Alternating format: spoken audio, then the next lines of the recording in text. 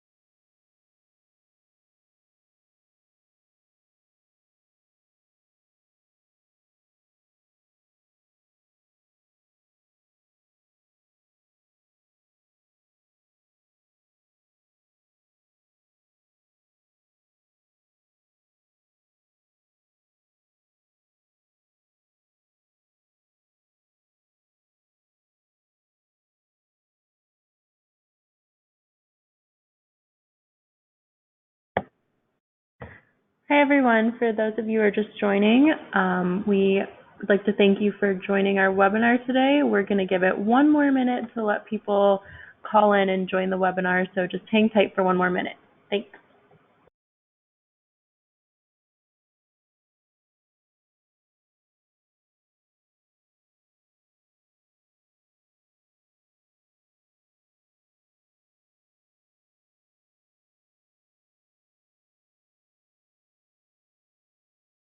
Hello?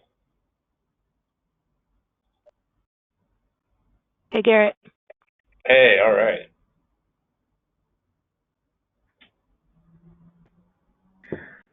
All right, everybody, we are going to go ahead and get started today.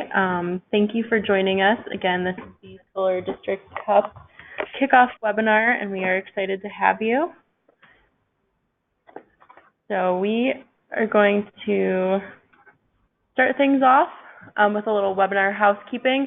Just so everyone knows, you have two options for listening in. You can listen through your computer or listen through your phone, and you should have gotten an access code when you signed in.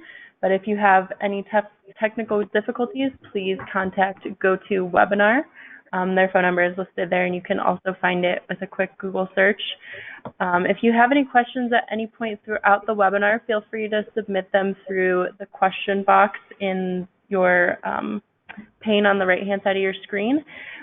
We will be having a question and answer session at the end of the webinar, so submit questions at any time and we will get to them at the end. Also, if you are a panelist, please remember to mute your device when you are not speaking and unmute when it is your turn to talk.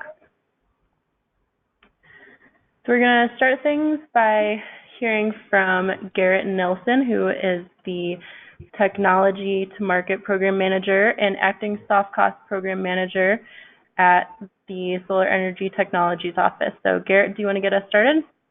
Yeah, thank you very much. And I want to thank everybody for attending our webinar this afternoon. We're really excited about this new programming.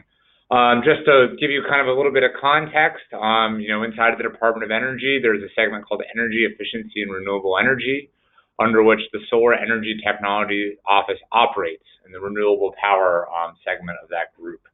Our goal is to reduce the cost and make solar more affordable for American consumers, be able to deliver and realized savings that comes from the deployment of the new solar technologies that are reaching the grid. We're really excited to see how this marketplace is evolving. And as we think about that, we're thinking more and more about where the right locations for solar are and how that value can be delivered across different kind of deployment centers to provide different value to different customers. And that is where this kind of competition comes in. We're really excited to be engaging with the next generation of energy professionals in what's going to be a challenging and real-world environment in terms of thinking about how solar can be deployed, not only to the benefit of an individual building as it's largely been deployed today, but thinking about it across more of a systems nature. And so this is incredibly important to the future of solar energy, and we're really excited to see what new eyes and new minds can come up with in terms of ways that we can help our cities, our towns, and any districts in between leverage solar for the savings and affordability of their given areas. I'm going to leave it there for my colleagues to walk you through the program. Please, thank you very much for joining.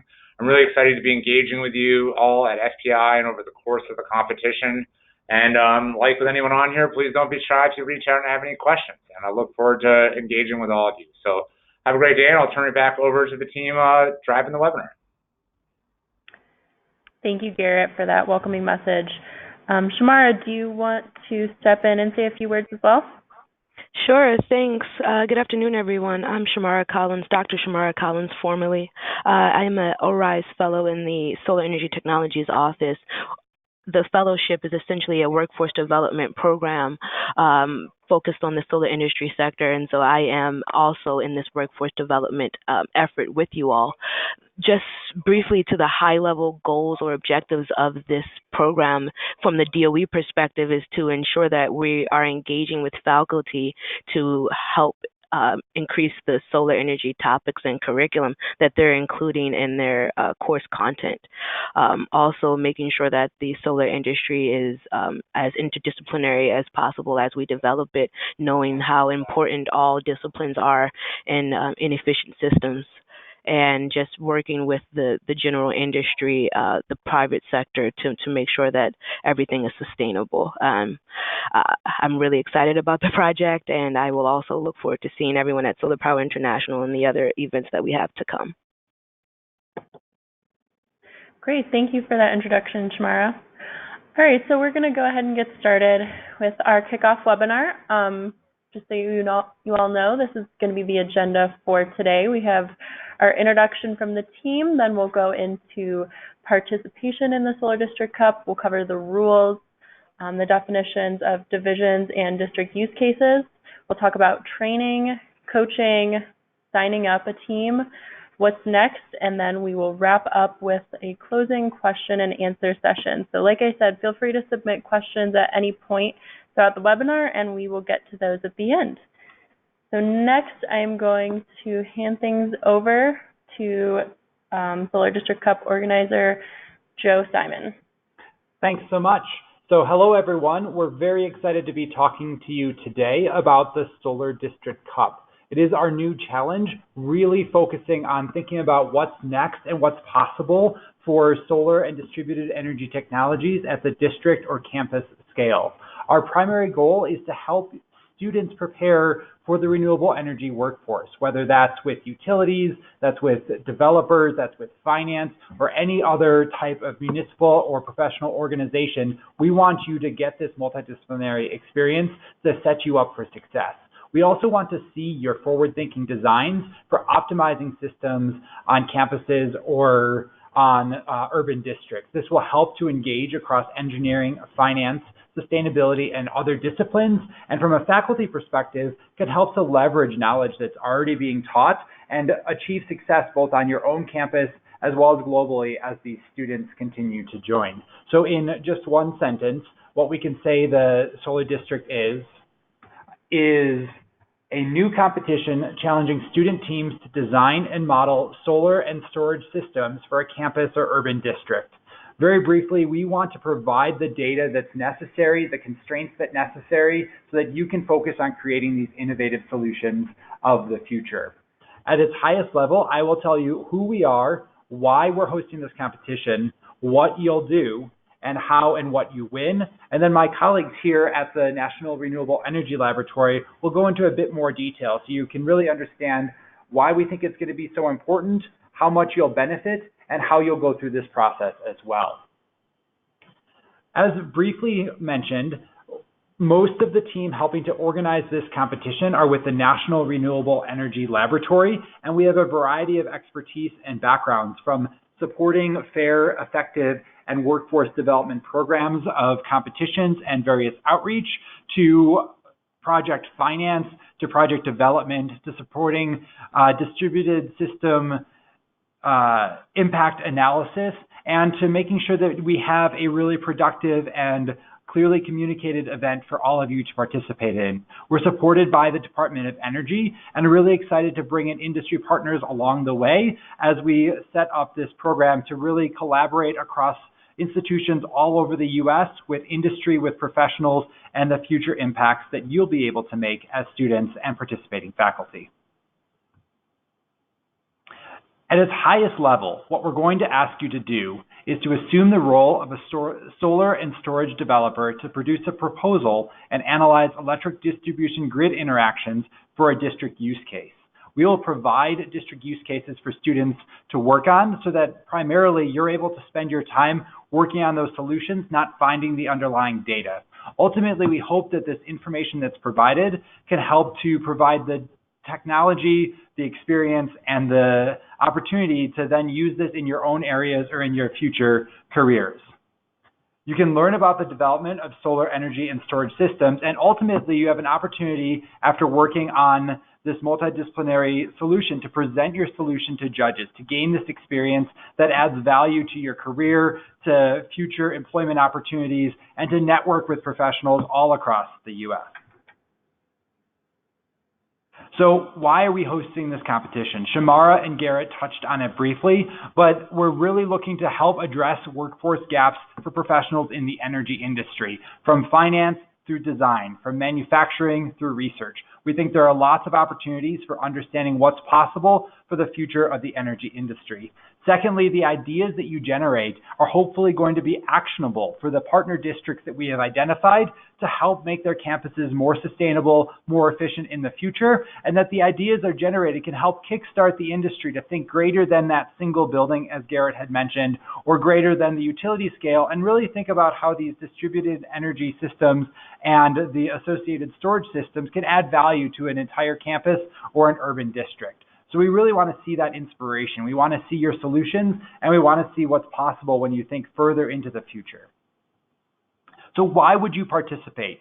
We think that you should participate because you'll gain experience. You'll be able to work across disciplines, be able to understand the difference between the kilowatt and the kilowatt hour, the time value, the financing, the system design, the system development strategy, community engagement, all of these different areas that can help prepare for careers, can help prepare for experience. You're able to present and you're able to win a trophy and national recognition. So by engaging with industry, you're able to gain this valuable experience and add value through all of the project that you're able to develop.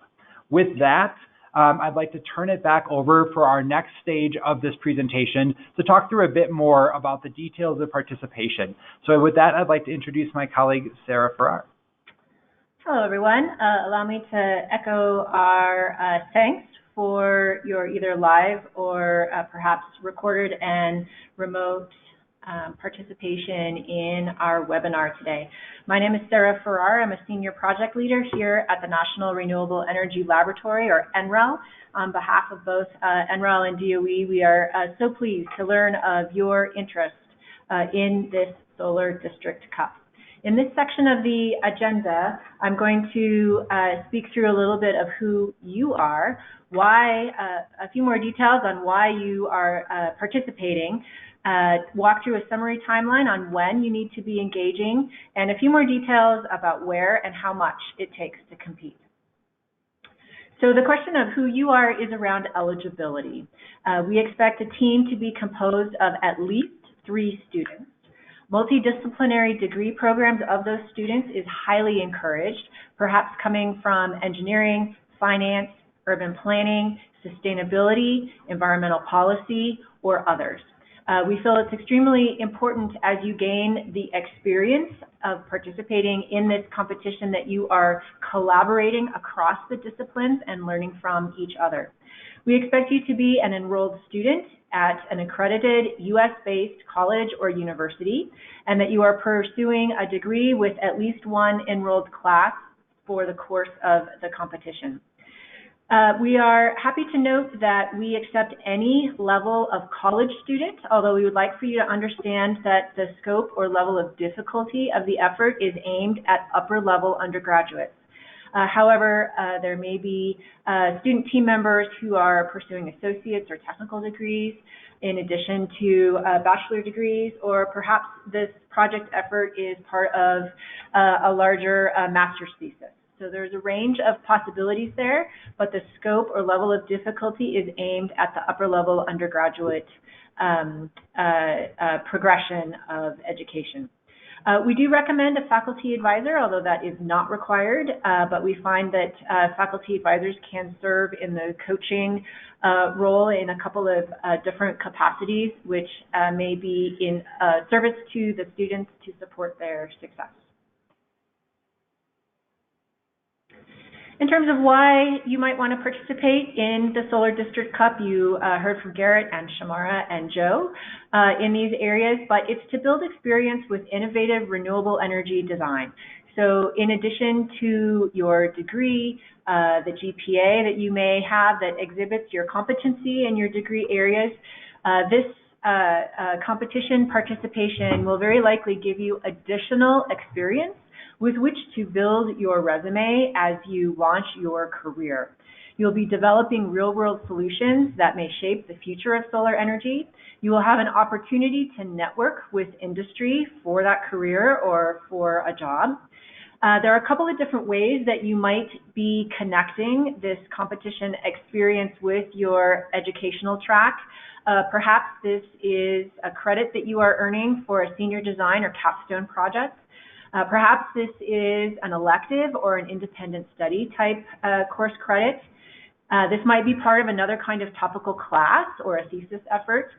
Perhaps you are taking this on as an extracurricular activity. We want to support you in any of these means that you may be pursuing as your participation in the Solar District Cup as part of your educational track. So when to engage? This summary timeline has 9 important dates on it, which are also given in the Solar District Cup 2020 rules. This is a timeline that covers us through the summer of 2019 through the spring of 2020. The rules have already been released. Today, we are very pleased to be conducting the webinar with you.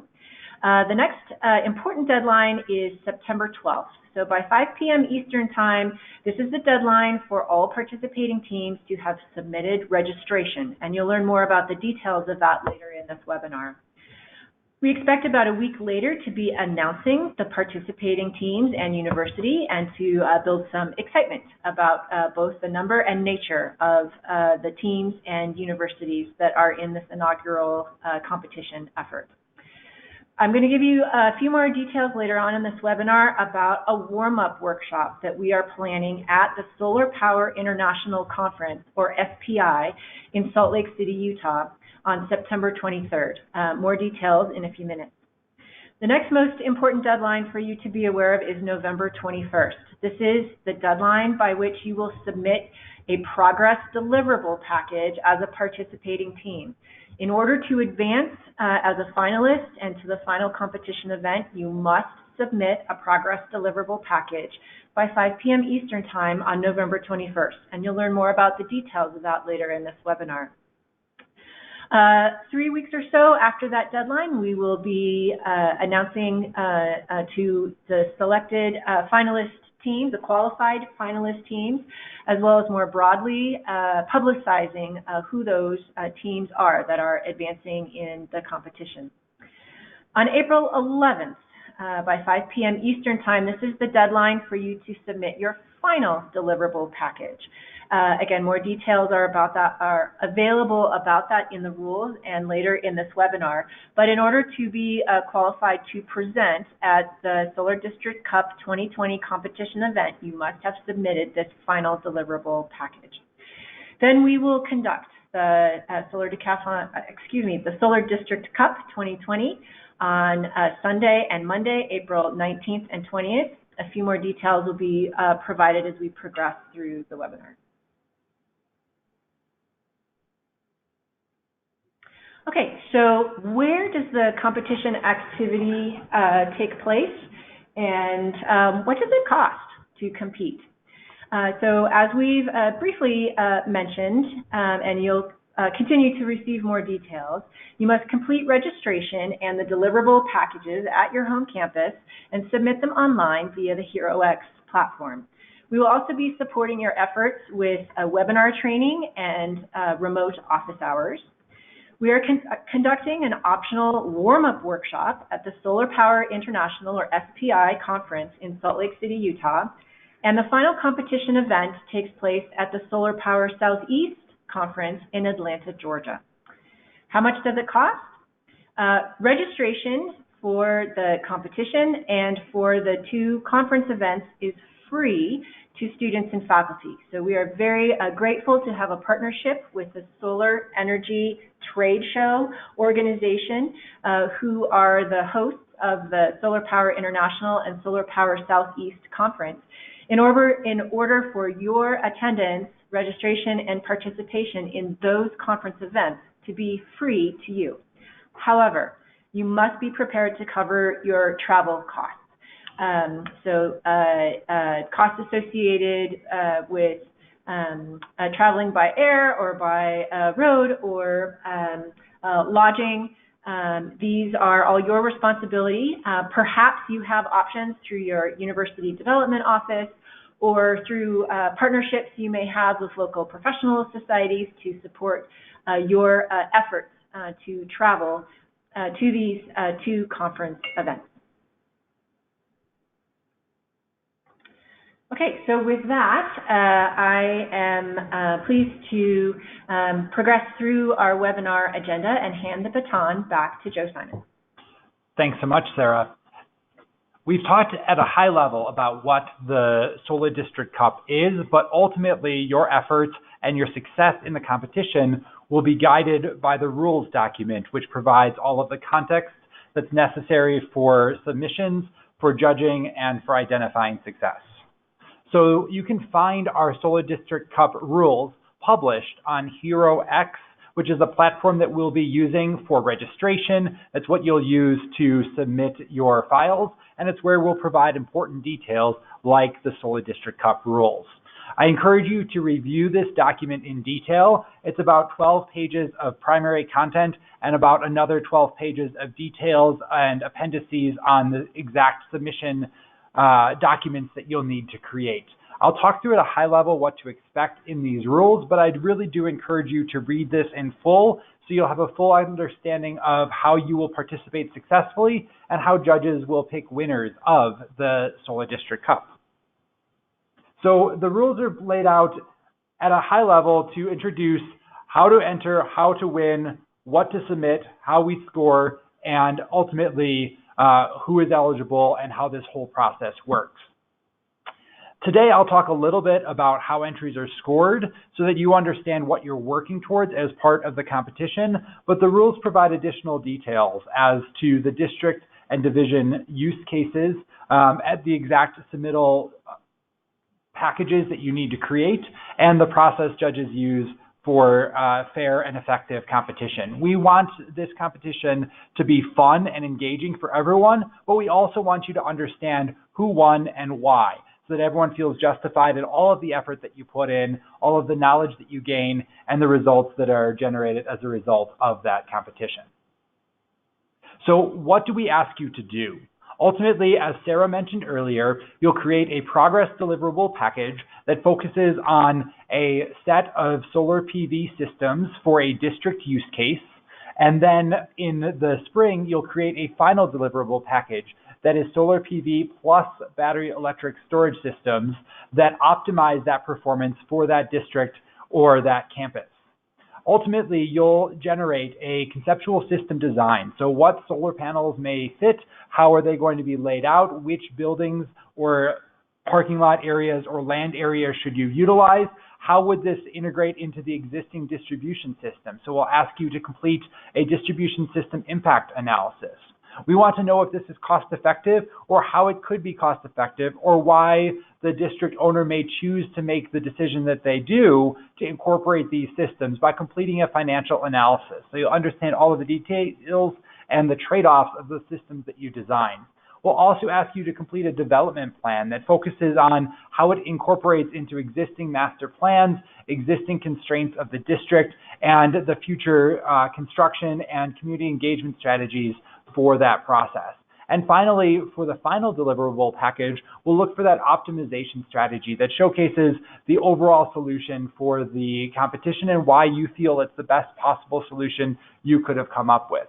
It's important to note here, and I'll talk through this in the next couple slides, that for the progress deliverable package, we have evaluation statements that the organizers at the National Renewable Energy Laboratory will use to identify whether or not you've made progress towards your design. This is a step in which we're able to see if your team has worked on the project, has sufficiently submitted what was expected for the progress deliverable package, and if so, you will advance as a finalist.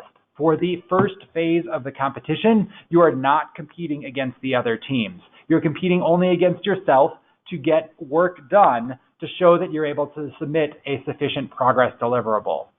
And then you'll see the difference for the final package, in which we have judging statements in which the judges actually score your team, and that ends up with rankings and overall winners.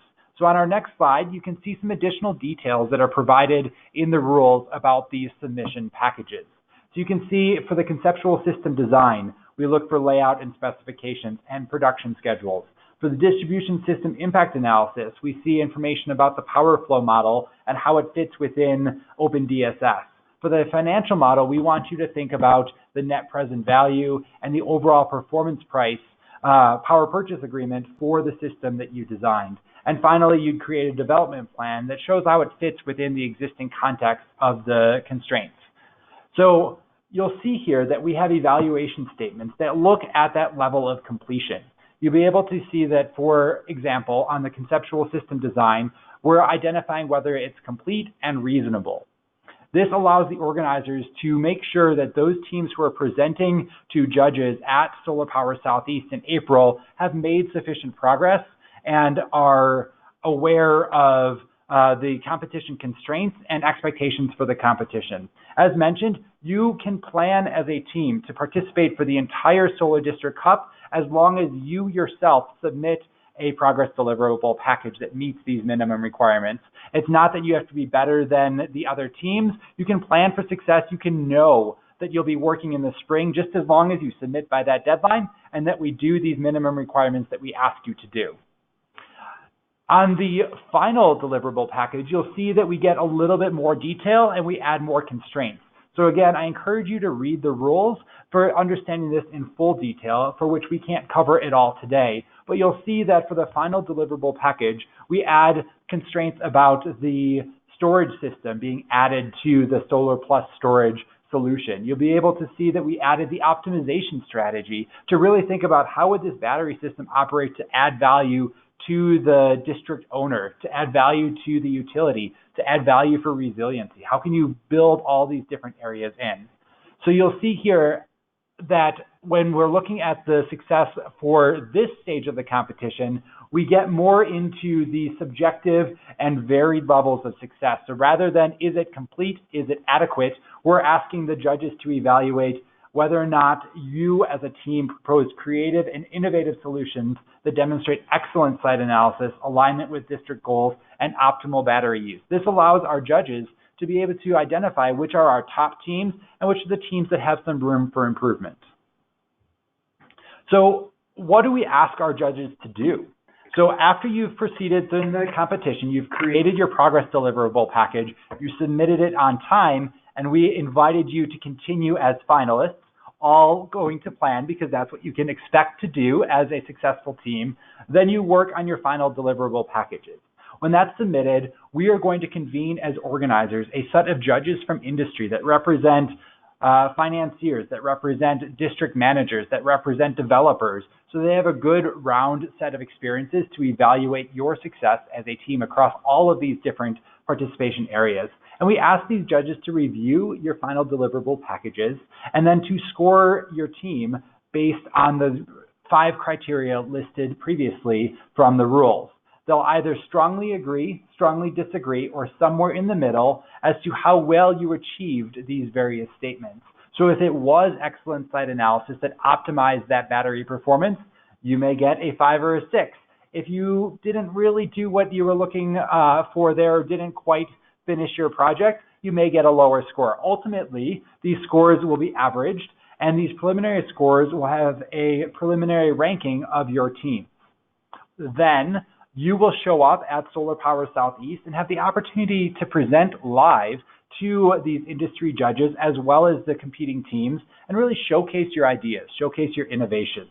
The judges will convene again, review all of that you presented with their improved understanding of your final deliverable package, and identify a first, second, and third place winner for each of our district use case and each of our divisions. Finally, our first place winners of each division will be invited to present to the entire set of conference attendees at Solar Power Southeast, a great way to gain experience and outreach for your school and your own professional and personal development. The rules contain additional information as well. They talk about additional model input assumptions. We provide resources. We'll point you towards the correct software tools. We'll provide assumptions around financial models, and we'll give you the constraints necessary for modeling the distribution system impact. Overall, we'll provide all of the guidance that you need so that you as a team can really focus on the success and your innovations, what you learn along the way, not around creating things from scratch or creating something that's a set of uncertain expectations. You'll see on the final few pages of the rules, we go through the exact details of the solution that you'll generate. This can help you to assign responsibility for various members of your team. This can help you to plan out your semester or your quarter and really plan for success both through the fall as well as into the spring. So you can see the details that I pulled out here as an example of your conceptual system design or of your layout and specifications, ultimately leading into your financial analysis and additional details. On this next slide, you can see how this expands for our final deliverable package. It adds the detail for your solar plus storage solution, and it adds additional information about your optimization strategy and your narrative. This all ties together into what the judges evaluate for your success, and what we hope leads to productive solutions that our district partners may be able to consider implementing into the future, or ways in which you can take the knowledge that you gain back to your own campus or your own community and see some of these solutions for district or campus scale solutions leading the future of distributed energy system design. With that, I'll turn it over to my colleague Travis, who will speak briefly about what you'll be working on, how our system is organized, and how the competition is structured. Good afternoon, everyone. I'd like to add my thanks to my colleagues earlier for taking time out of your busy schedules to join us to learn about this new competition. We look forward to seeing some of you as competing teams in the near future. I'm just going to give a brief overview of the competition structure. The competition, once teams register, upon registration, they'll be divided up into divisions. There are currently 3 divisions that we have in the Solar District Cup. We envision that 6 to 11 teams will be participating in each division, and teams will be assigned by the competition organizers. That's just to ensure that we maintain a level of fairness and no perceived conflicts, etc. The winners of each division, the first place winners, will be, excuse me, I should back up. There will be a first, second, and third place winner in each division. Those will be selected by a panel of judges. That is all the way through the final progress deliverable on April 11th. And the first place winners of each division will move on to present at Solar Power Southeast. So you can think of the division kind of as your competition cohort or your bracket. It's essentially the club of teams against which you'll compete, and you compete with them all the way up through the final deliverable package in April.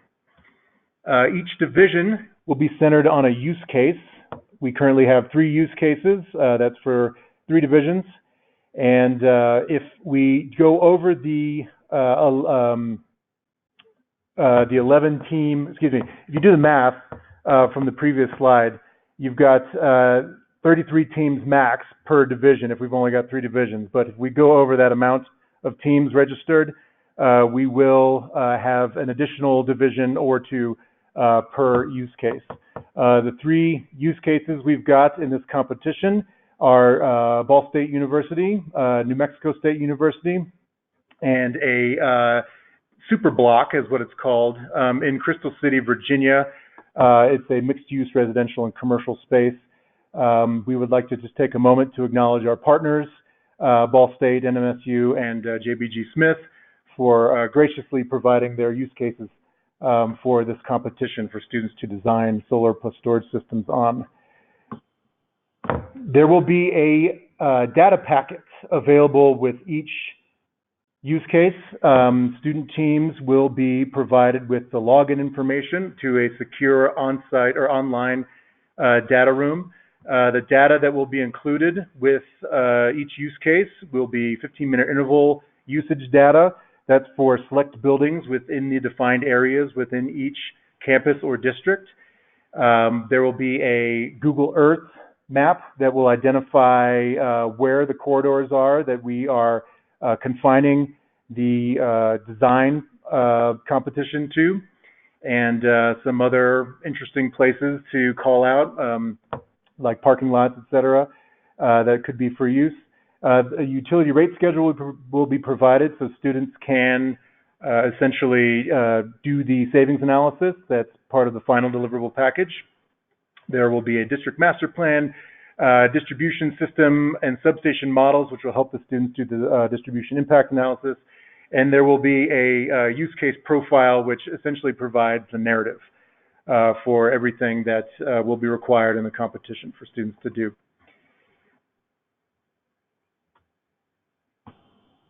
So moving on to the next slide here, we're going to talk briefly about the training that will be available through this competition.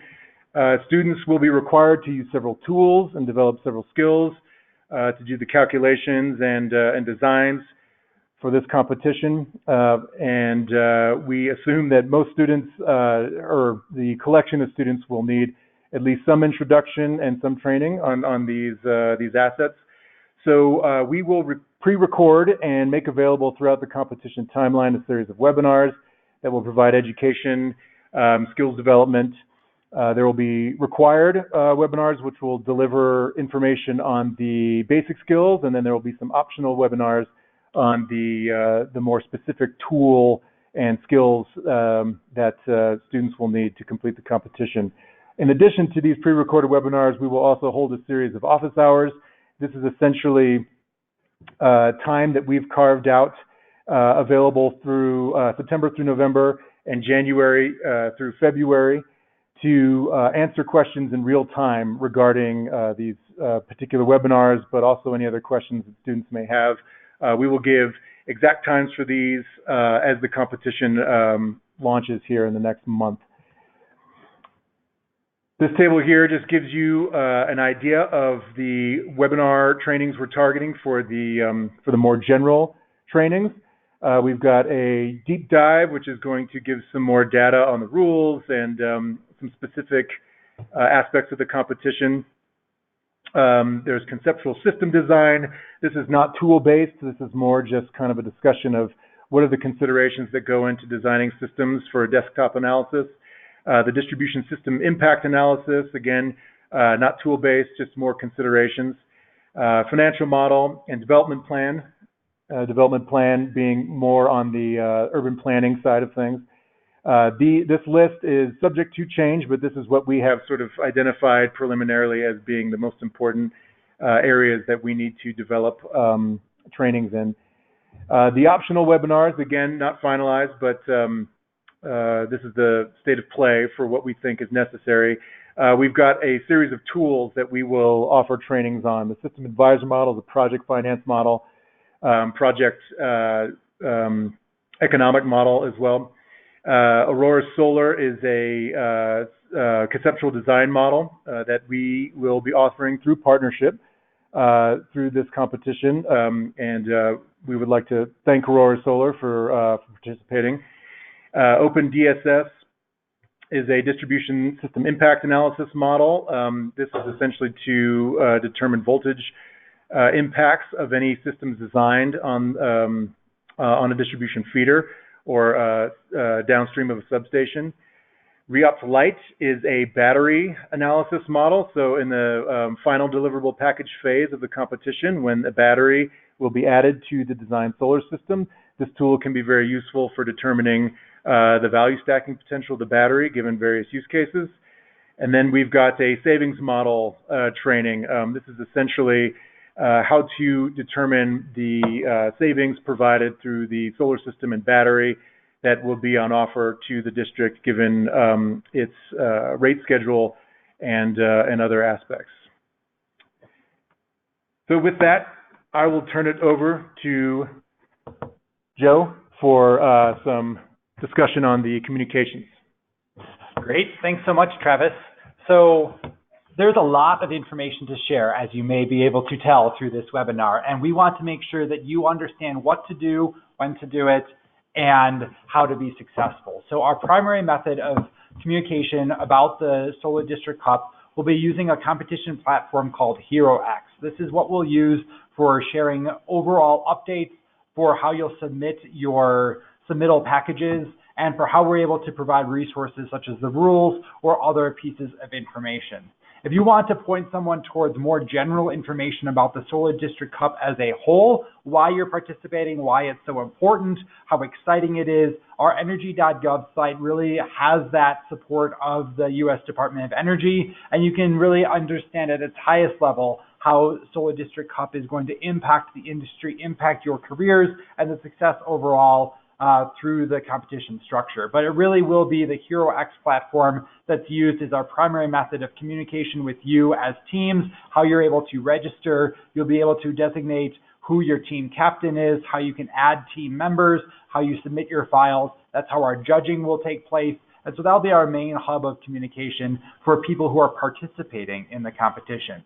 If you're attending today and you ultimately decide that you want to be aware of what the Solar District Cup is doing, but you can't participate, or perhaps you're already a member of industry, so you've already graduated and you want to understand how these students' solutions are being presented, how you get to see these ideas, joining our MailChimp newsletter would be a great thing to do. That's where you're able to just get the updates as to what's going on about the competition as a whole, but that's designated more for industry, recent graduates, alumni, or people following along on the program for updates on the Solar District Cup.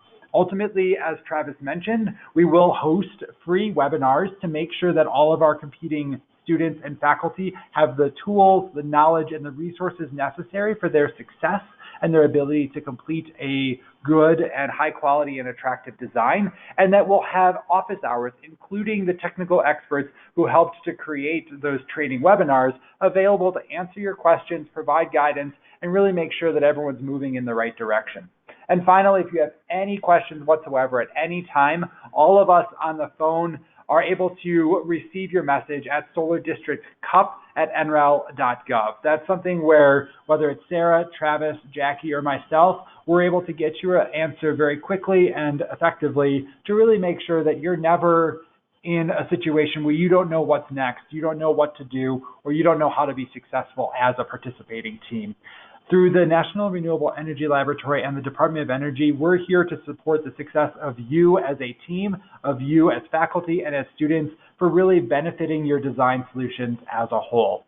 Ultimately, we hope to be clear communicators. If you have questions, let us know, and go to herox.com to accept the challenge and form a team. With that, I'll turn it over to Sarah to talk a little bit more about how that sign-up process will work and how that process goes. So on the Solar District Cup HeroX website, what we'll end up doing is to ask you to go to HeroX/Solar District Cup and then choose to accept the challenge. Once you do so, you can form a team with your faculty, with your students, and you can name that team whatever you'd like. Ultimately, that's a great way to show your interest, to see all of the resources, to see the community that's developing around this new competition. But to be a participating team, one person associated with your team needs to submit the register entry. So you need to click this first button that says register or begin entry, and you'll be asked a few very simple questions, which we'll see on our next slide. So you'll be able to ask, who do you expect your team to be made up of? What type of students and what university? It's important to note that there can be multiple teams from a single school. So ultimately, we can have your school participate in each of our divisions. So you could have one team of students working on the New Mexico State University campus district use case, and you could have a second team of students working on the JBG Smith district use case. Ultimately, they're not competing against each other in these divisions until perhaps they both win first place, and then they get to compete against each other at the industry choice. But for the most part, our schools will be able to compete independently of each other, generating their own solutions. So once you're on HeroX, one person from your team, perhaps multiple people from your school, complete this registration entry. We ask for an idea of who your expected students will be and what your team name and collegiate institution is. But it's important to note that additional students can join after September 12th, and you can change your participation as well. So all we need to know by September 12th is, does your school want to host one or more teams? If so, complete that registration entry. That would complete your registration, and you'd be able to be participating in all of the future elements. This would be our training webinars. This would be in the optional participation at Solar Power International. This would be through the presentations at Solar Power Southeast and all the benefits that come with it. With that, Sarah will talk about what to do next. Thank you, Joe. So what is your next play, or otherwise known as next steps? I've identified 6 action items for you to take within the next 6 weeks or so. So one is to recruit team members. Upon request, we can provide you with a digital postcard and messaging. If you are a faculty advisor or a capstone course leader, or you are an individual student who wants to recruit prospective new students to give you that multidisciplinary degree representation, let us know, and through that Solar District Cup at NREL.gov email address, and we'll provide you with some of those messaging materials to help you build excitement and be successful with that recruitment. You must register your team. So as Joe just described the details via the HeroX platform, we need to see, for your continued participation, we need to see that your team has successfully registered by September 12th. Be sure along the way that you're reading the rules. So we're providing you a verbal summary today, but there is much more content in that rules document. That rules document lives on the HeroX platform. Be sure that you are staying up to date as you grow your project progress, and perhaps have insight to more questions. Always go back to the rules. We will be providing supplemental communications, including the district use case data, as both Joe and Travis described. So as you are successfully registering your team, know that there will be supplemental or supporting information for you to be considering in your competition project that are supplemental to the rules.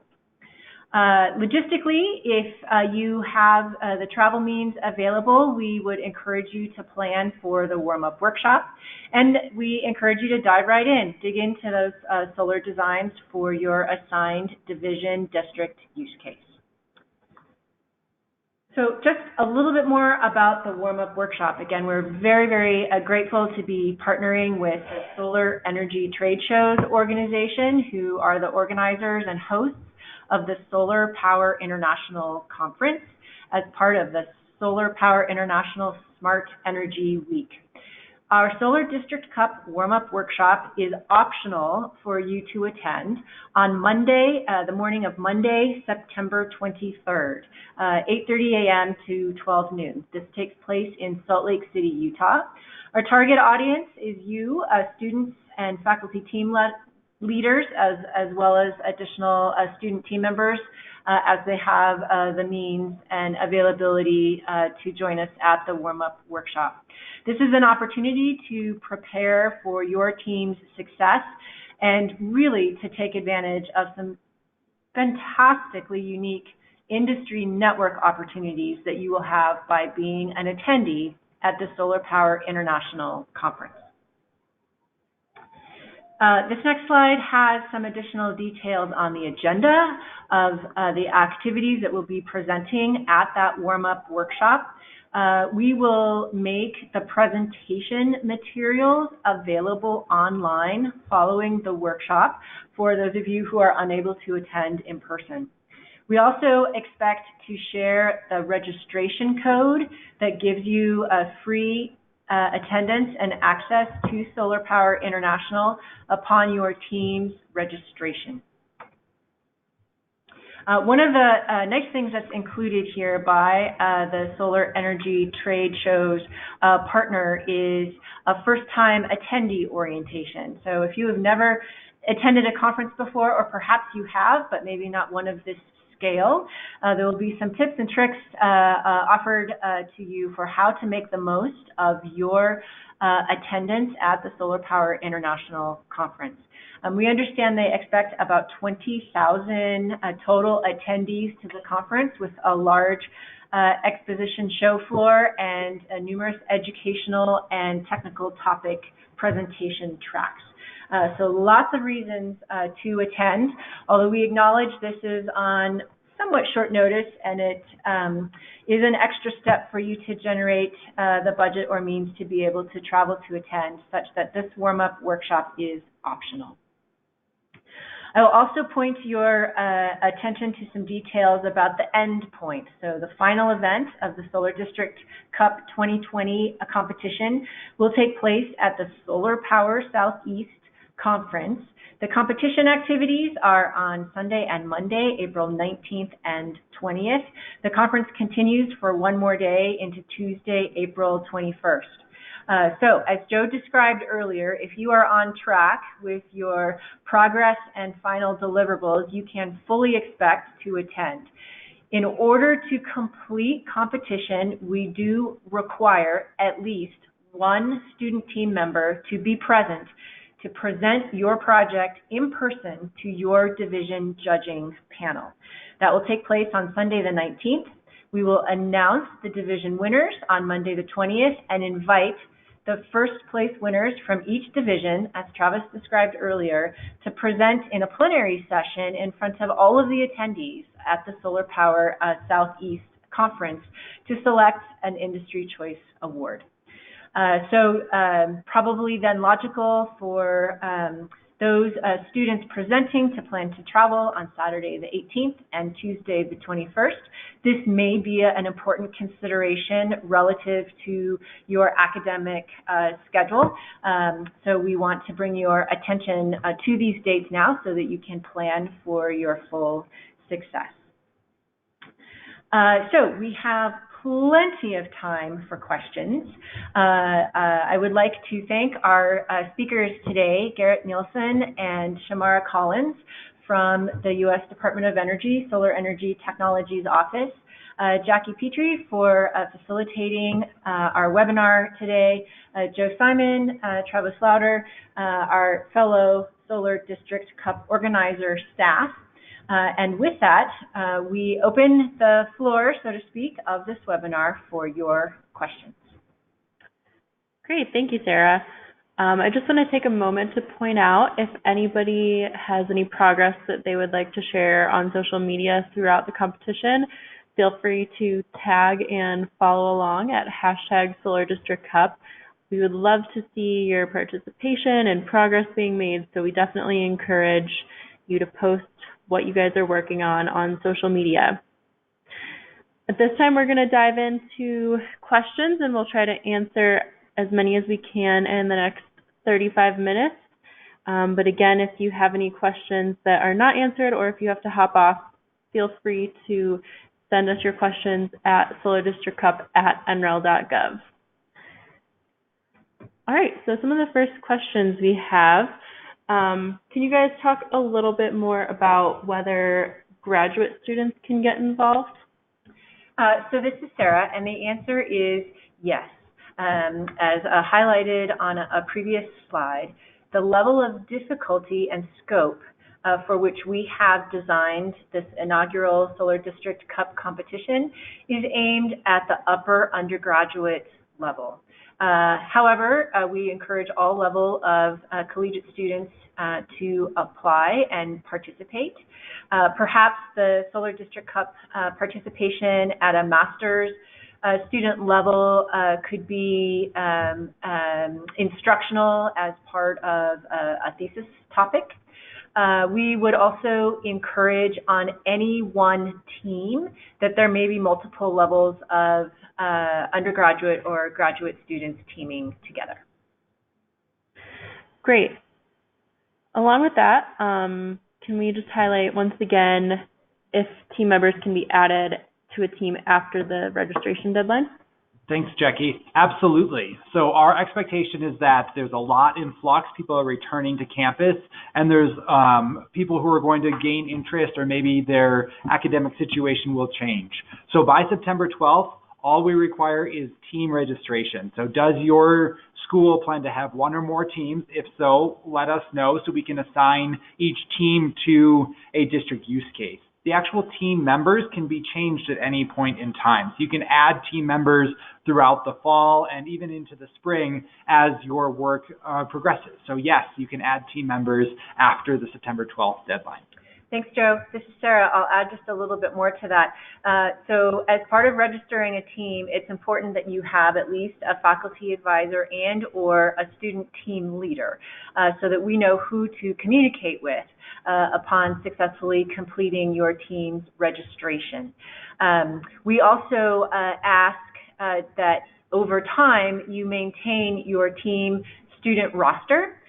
It's important to us to understand the size of the teams and also that the training resources are being made available and conducted across all of the student team members who are participating. So while those rosters may change in time, we will ask you to stay in communication to confirm those student team roster or team members as they may change in time. Great. So is there a recommended size of team or a limit to how many team members can be on each team? This is Sara. We do recommend at least 3 student team members per Solar District Cup team. Beyond that, there are creative options for how a team might structure itself. For example, perhaps there is a full class that is the full complement of the team. Perhaps there is essentially an internal team competition that you conduct with your progress deliverable package, and your team decides which one of your mini or sub-teams progress deliverable package to move forward with as your official team submittal. It is important to have a multidisciplinary perspective in the topic areas that we described earlier in the webinar. Beyond that, it's up to you to decide how you would like to structure the roles and responsibilities to get the work done for each of your teams. So in short, there is no maximum team size, but recognize that communication gets harder as your team gets larger. So you may consider, if you have a great deal of interest, having more than one team, or how you get to that designated solution that you want to create. So there is no written maximum team size. There's only practical limits from a communication and assigning of work. There is potentially one limit at the final Solar District Cup 2020 competition event in terms of the number of team members that we can accommodate in your final presentation to your judging panel. and we will probably have a cap of the total number of attendees per team for whom we can offer the free conference registration to Solar Power Southeast. And we will be providing those details to you as we progress and get closer to that April 19th date. Great. Speaking of teams, can teams be made up of students from multiple universities? Absolutely. So we encourage that type of partnership across universities. So if you are an engineering school and you want to partner with someone from a finance perspective, or really just complement any of that type of interest, you can definitely partner across institutions or all across schools. Just think early about how you're going to communicate successfully and assign those student roles and responsibilities. Okay. And can a faculty member mentor multiple teams from the same school? Yes, we encourage faculty members to work with multiple sets of students, and as we provide these resources, and because the students are going to each work on a different district use case within their assigned division, that can allow them to work with each other as you teach these topics through participation in the Solar District Cup. Okay, so it looks like we have a couple questions related to the divisions and district use cases. Travis, do you want to speak a little bit more on how those divisions are divided and how teams will be assigned to a division or district use case? Really, I think more than a unifying logic behind how we will assign teams, I think we're looking out for any perceived conflict. So, for example, we would try to keep the team whose school is represented as the use case out of that particular division. Or if there's any other perceived conflicts. We might also have interest in trying to ensure that the perceived level of student or disciplines represented on a particular team are evenly divided amongst the use cases of the divisions. So we're not going to have a heavy hand here. We just want to ensure that things are fair and any perceived conflicts are avoided. It's also important throughout this that as we have teams registering now and we accept teams as you register. So again, by submitting that team registration, we'll respond with a congratulations, we have the information you need, you're accepted into the competition. It's not that we are limiting to only the top 20 teams or top 80 teams or whatever that might be. When you register, you are a team. We'd love to have you participate. And in doing so, we just need to make sure that we don't end up with one district use case that has 18 teams competing and another that has 2. So for that reason, particularly in our first year of the Solar District Cup, we're going to assign each team to a division for even distribution. Okay, so in line with our discussion about divisions, how will we be ensuring that students participating from Ball State or New Mexico State don't have an unfair advantage? Well, if we see their registration in the system, we will assign them to a different district. It's just as simple as keeping the teams that might have an unfair advantage out of the divisions in which they could leverage that advantage. So even distribution and making the competition fair are the organizing principles behind the assignments.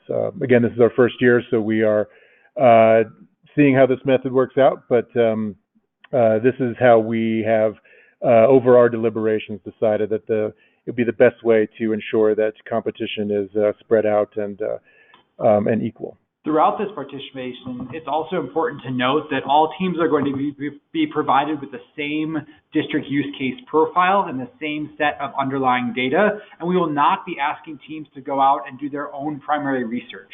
So as a participating team, you shouldn't be going out and visiting that building, trying to figure out its actual roof age. Use only the information that we provide. And so all teams will be set with the same set of constraints.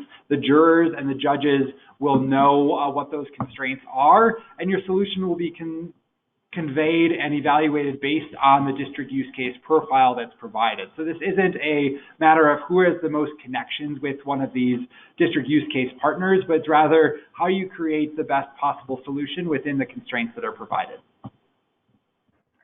Great. Can you guys talk a little bit about participation of international students or partnerships with international universities, is that allowed in the Solar District Cup?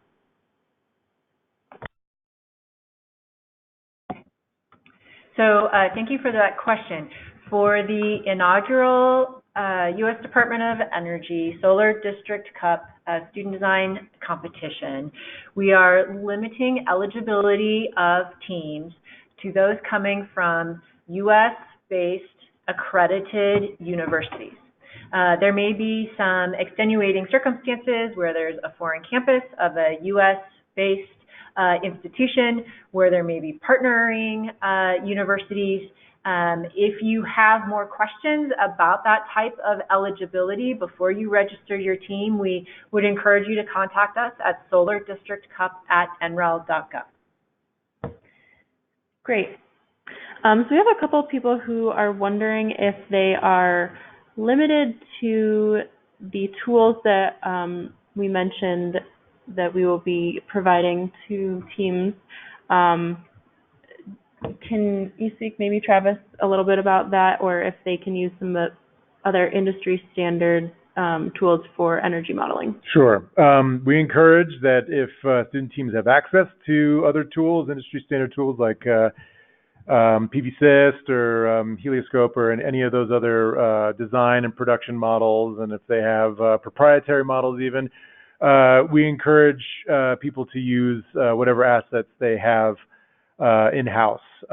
We are providing trainings on certain tools based on the fact that you would need at least those tools to complete the competition or to have an understanding of each of the deliverables that are required as part of the competition. So while NREL does not endorse any one tool, and we are happy to see a diversity of tools represented, we are providing at least a baseline for those students that don't have access to the range of tools that are out there.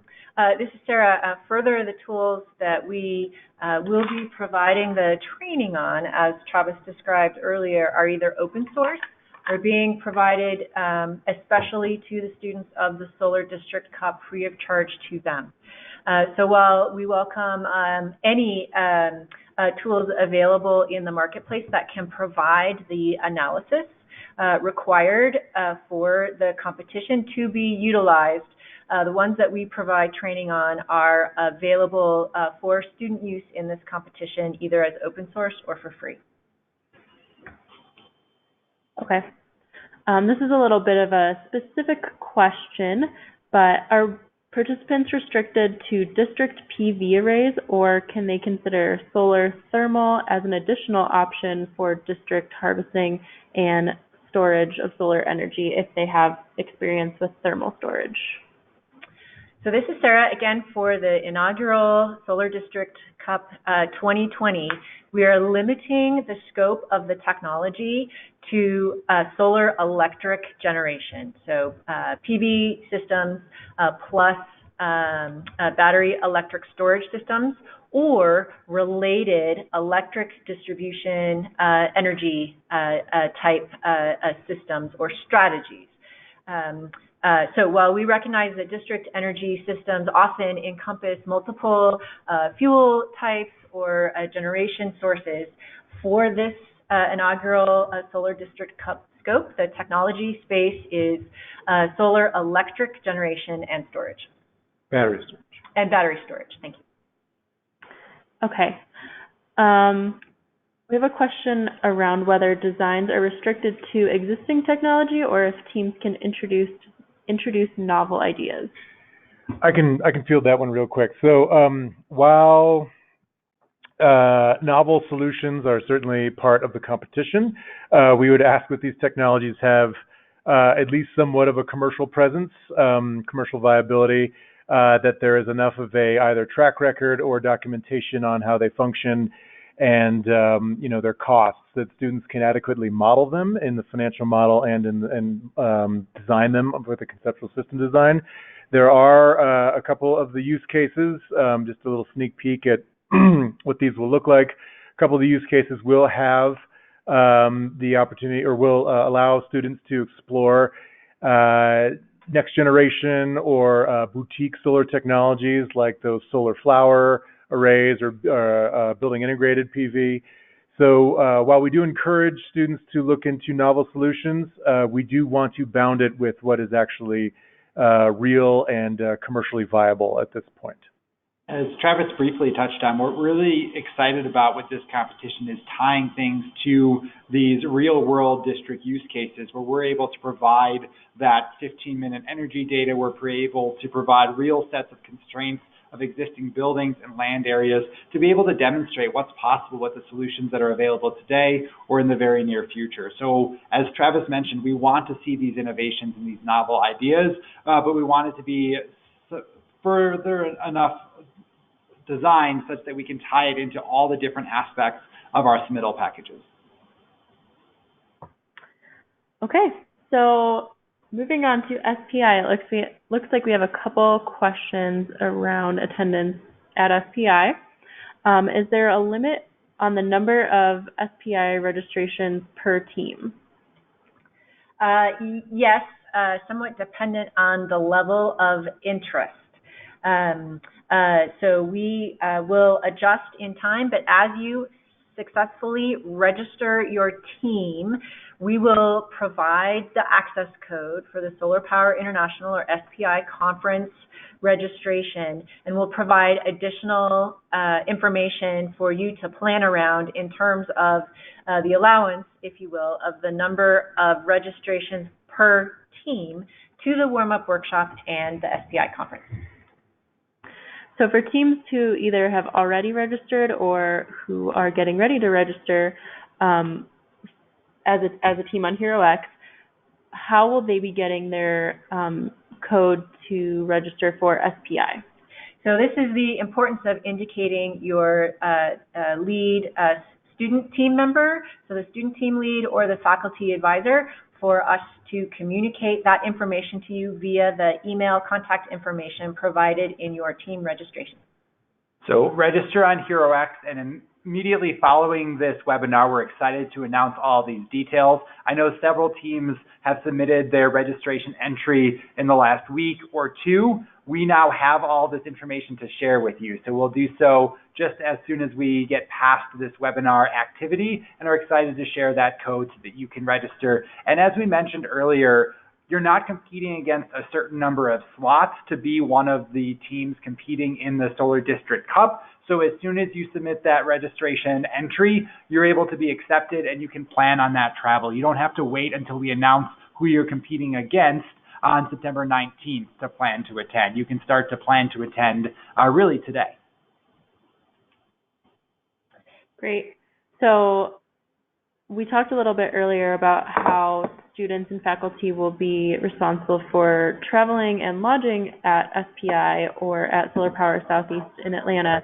Do you guys have any recommendations on either maybe getting some travel funding, or Sarah, I know you touched briefly on a few methods that might be good for students to reach out to. Can you maybe go over those one more time? Sure. So we do recognize this is a burden to be able to participate, but we feel that the experience you gain from in-person participation at these two conference events, so the Warmup Workshop at Solar Power International and the competition event at the Solar Power Southeast Conference, are very valuable for your growing your experience at these conferences, for networking with the fellow attendees and participants at these conferences, and for your prospective career growth and job hunting. A couple of ideas that we are aware of from our past NREL experience. Organizing these collegiate level student design competitions is to start with your department or university development office.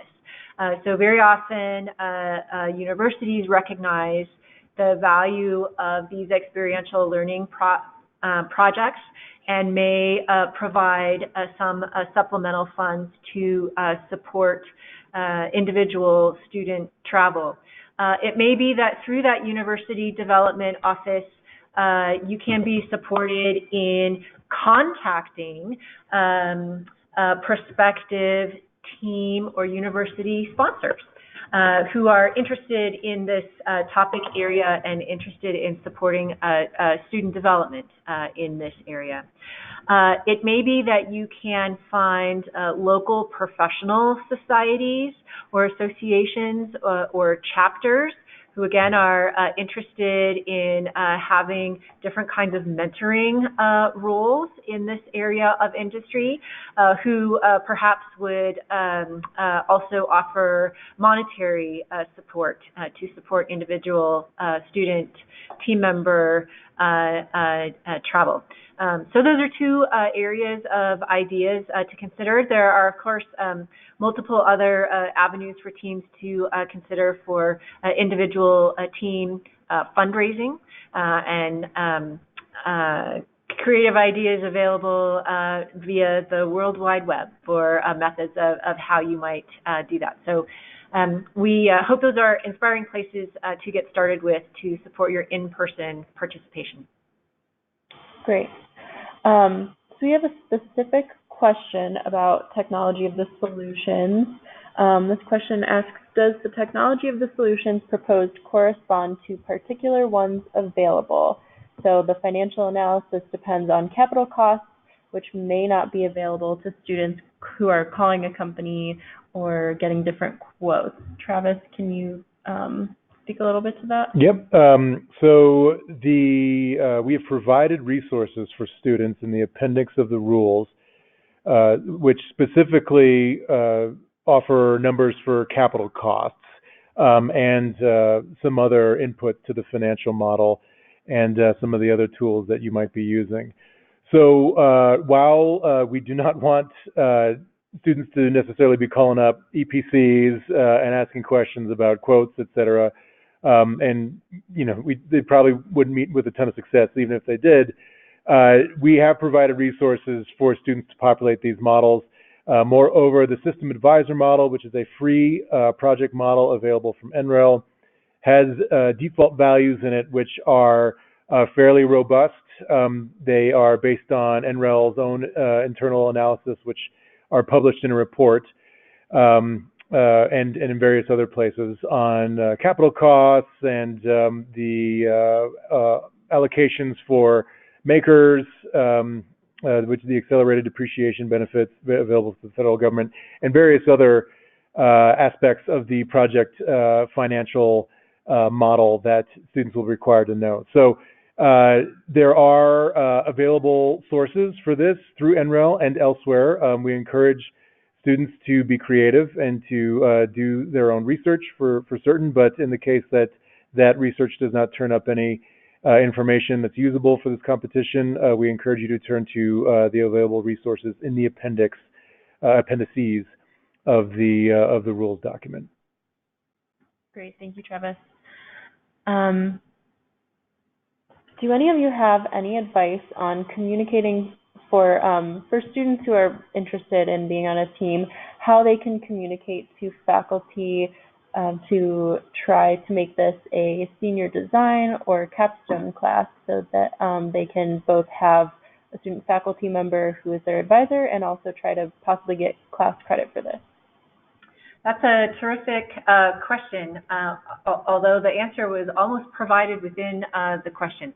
So as we understand that it is very common at the upper level undergraduate degree programs that some sort of senior design or capstone course is required in order to successfully qualify to graduate and be awarded your degree, we would simply suggest that you inquire or ask with the lead faculty advisors to those courses that could the Solar District Cup be considered as the subject matter to earn credit for that capstone or a senior design course. The rules document is probably the best single piece of information that would demonstrate the breadth and depth of the topical areas that must be addressed to show how it is either aligned with or enhances the curriculum otherwise included in your degree program. And if you are a student at a particular university and are struggling to find a faculty who is interested in the topic area or responsive, please don't hesitate to send a message to Solar District Cup at nrel.gov. There's the possibility that through our own network and outreach and prior experience on other workforce development programs that we might be able to provide an introduction to faculty at your institution. So again, without promises, because we don't know everyone, if you are struggling as a student to find faculty at your organization, we might be able to help point you in the right direction. Okay, so in the last couple minutes that we have, I'm going to try to get through as many questions as possible, but I just want to reiterate that you can always email solardistrictcup@nrel.gov with any of these questions that we don't get to answer. So switching gears over to the final presentations at Solar Power Southeast in Atlanta, are those presentations going to be live at the conference, or are students expected to present via webcast or webinar from their university? Okay, so let me address those separately. At Solar Power International, or SPI, at the Warmup Workshop, the organizer staff will be presenting to the faculty and student team members in attendance. The presentation materials, the slide decks that we utilize for that Warmup Workshop will be made available to all registered team members shortly following the in-person Warmup Workshop activity. At Solar Power Southeast, where we will co-locate the Solar District Cup 2020 final competition event, we require at least one student per team to attend in person to present to their division judging panel. We will provide at least a telephone link, perhaps also a webinar. We're still working through those logistics so that additional team members may answer questions of the judging panel during the team's presentation time slot at the final competition event. So in-person attendance at the Warmup Workshop is encouraged but not required, and we will provide the presentation materials for your reference shortly following it. At Solar Power Southeast, at least one student is required to attend to present their team's solution to their judging panel live in person, with supplemental team members available to answer judging panel questions remotely if needed. Thanks, Sarah. And can you just clarify one last time on the teams that will be going to Solar Power Southeast in the spring? Will that only be 3 teams, or will that be all final teams? So the progression is all registered teams submit a progress deliverable package in November. If we as the organizers deem that you have satisfactorily met the requirements, which could be all teams, you progress from being a participating team to a finalist team. If, as a finalist team, you satisfactorily submit your final deliverable package on time by the due date, you will be invited to present to your judging panel at the competition event on April 19th, which again could be all of you, if you all get your progress deliverable package and final deliverable package satisfactorily completed. At each one of those steps, we will confirm with you that those deliverable packages have been satisfactorily completed by the submittal deadline in order to progress to the next step. So in short, we hope that all teams that register a team by September 12th are present at Solar Power Southeast in April. However, we recognize that some may have changing circumstances, may choose not to submit at the progress deliverable package, or may choose not to submit at the final deliverable package, and that's okay. However, if you start, you're more than welcome to finish. We hope you're all there. Okay. We have a couple questions about participation if students are not going to be enrolled in college for the entirety of the competition. So if maybe a team member graduates in December, can they still compete throughout the whole competition? Or, you know, on the reverse, if they will not be enrolled in maybe a graduate program until January or February, are they able to compete starting in the fall? Okay, so appreciate the very detailed nuance of that question. It is up to you as a student team leader or faculty advisor to manage the roster of students. We accept on an honor system that you are satisfied as a student team leader or faculty advisor that all the students that you list over time on that roster satisfactorily meet the eligibility requirements. We recognize and allow that the membership of that student roster may change, such that students may start but drop off, and students may join later in the progress timeline. It is absolutely important to us that those students who present to the judging panels on April 19th and 20 are fully enrolled in a degree program at the accredited university or universities or colleges that are listed as being the makeup of the team. So if you have students who are coming and going in their degree programs within the timeline of the fall 2020 to fall 2019 through spring 2020 competition cycle, that's okay. Great. All right. I think we are going to have to call it there. I know we didn't get to everybody's questions, so again, feel free to email us any remaining questions you might have. I want to just mention that these slides in this presentation will be shared out with everyone following the webinar today, so thank you for joining us. Thank you also to Garrett and Shamara from the Department of Energy, as well as Sarah, Joe, and Travis for answering all these questions and going through all of this information with you guys.